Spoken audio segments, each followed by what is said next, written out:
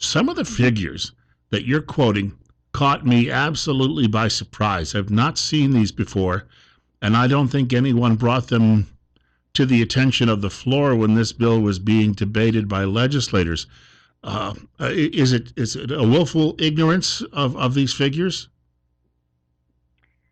Well, I mean, I'm not sure. I mean, the figures are just completely supported by the data. I mean, it's data that's Fish and Game and the states put out openly. It's very easy to find online how many heads of cattle and sheep there are in Idaho and how many are confirmed as killed by wolves. And, we're talking about far less than 1%. It's like 0.0004% of livestock that are confirmed killed by wolves in the state. And you were comparing that. Well, go ahead. Sorry. I was just going to say a lot of the statements behind this bill are just based on misinformation. To say that we need to kill off the wolf population because they're killing everybody's cattle across the state is just blatantly false. Well, you gave those numbers, and you did some comparisons as to other things that kill cattle, and even weather events seem to have a much greater impact.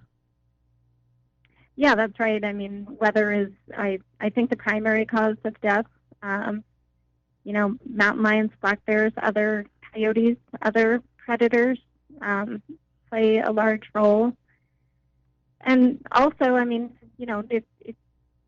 there are options to protect livestock from predation, not only from wolves, but from other animals. A lot of ranchers, in this state and elsewhere in other western states use non-lethal methods, which include, range riders that are out with the cattle and watching for predators, fox lights or other lights that would scare off a predator, noise devices. There's a lot of options to protect livestock from predation that have proven extremely effective on other ranches and other places where cattle and sheep graze.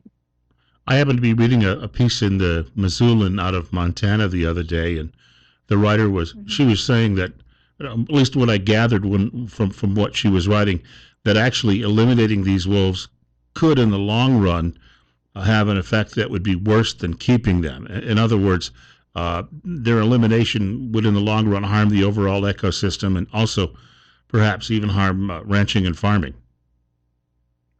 Yeah, so there have been studies that have shown that killing wolves and coyotes, some of those studies were based on coyotes as well, can have the opposite effect.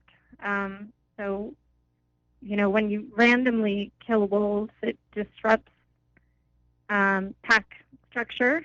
Younger wolves that don't know how to hunt natural prey effectively are more likely to prey on easier targets, such as cattle and sheep that don't have anywhere to go.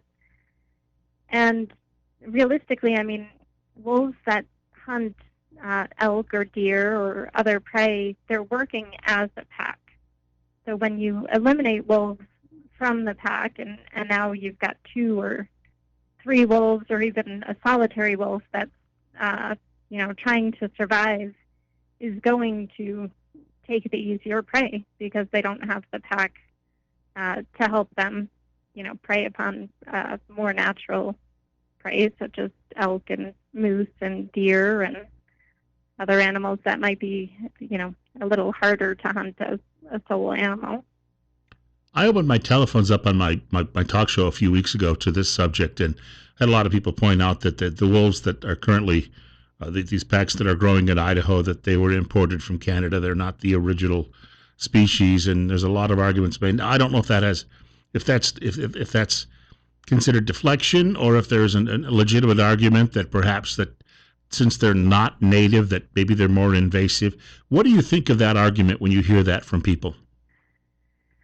Oh, it's funny that to me that argument that people are still saying is completely not based in any science or fact whatsoever. Idaho Department of Fish and Game openly notes that these wolves are the exact same wolves that live over the border in Canada. Wild animals do not recognize international borders or state borders. And I think what I've heard in the past is a lot of those arguments are based on some old accounts of, journals from pioneermen back in the 1800s, talking about what they say are smaller wolves, but the reality is they were likely talking about coyotes. These wolves are wolves that are native to this land, and calling them Canadian wolves is just based in self-serving ignorance, in my opinion. I've also heard a lot of stories from various people who, they share stories about a friend who lost a sheep herd, and they'll talk about these things with me, and they point to wolves. Now, when I hear this, maybe some of them are being disingenuous and they just don't like wolves and are mean spirited, but I got to believe that some of these people, in their minds, wolves are responsible for the depredation. So, where would you say they're getting that from? I mean, do they have? In some cases, I'm sure there's some legitimate complaints, but where do you think that comes from? Well, I mean, I wonder where that is in the numbers. When there are annual reports released that show how many cattle and sheep are confirmed killed by wolves every year. Last year we're talking about 102, and those were not all in a single herd by any means. I don't disagree that sometimes wolves will prey upon cattle and sheep. I mean, it's not unheard of. It's, definitely happening. But like I said, there are a lot of options that the livestock industry can use to really minimize those predations, and the numbers already are pretty low, but I think they could lower them even more if they utilize some of those non-lethal means that have proved effective.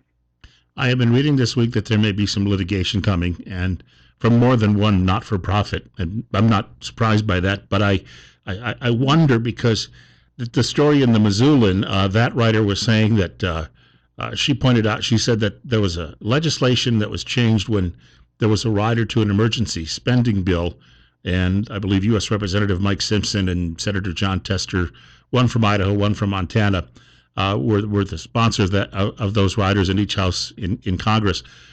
So, it made me wonder, can anyone actually challenge what Idaho and Montana to some extent are planning on doing because of that change that they managed to put into that spending bill?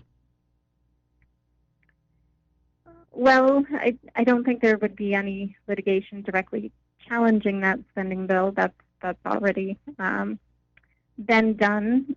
I do think that there is an opening here for the federal government to step in, and that spending bill does not prevent the U.S. Fish and Wildlife Service from revisiting the status of wolves in Idaho or Montana or anywhere else in the country.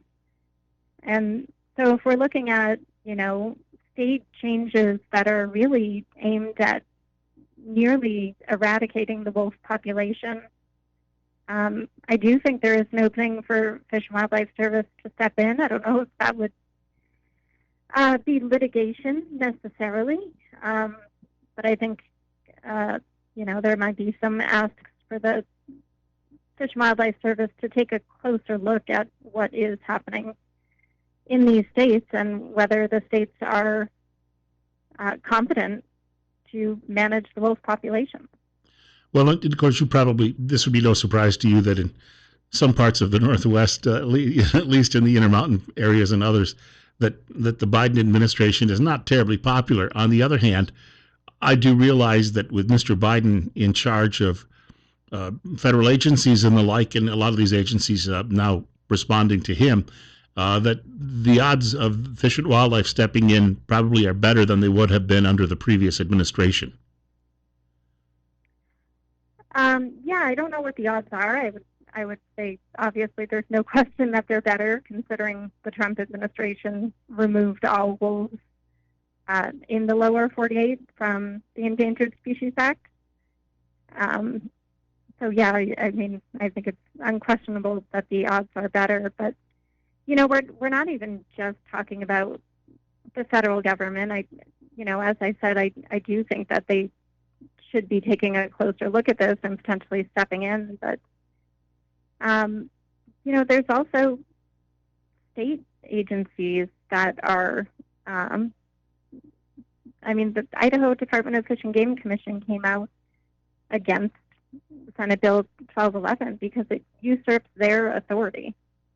So instead of talking about scientific management and biologists and scientists at the Department of Fish and Game making decisions surrounding wolf hunts and wolf trapping and wolf management in general, we now have just a purely political decision that came out of the legislature to appease special interests, to appease the livestock industry.